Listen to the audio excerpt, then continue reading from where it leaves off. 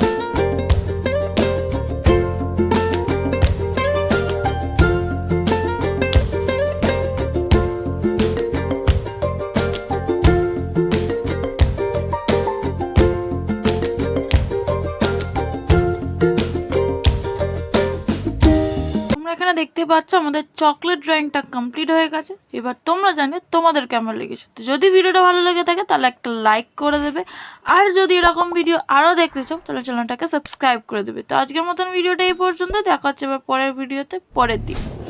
তারা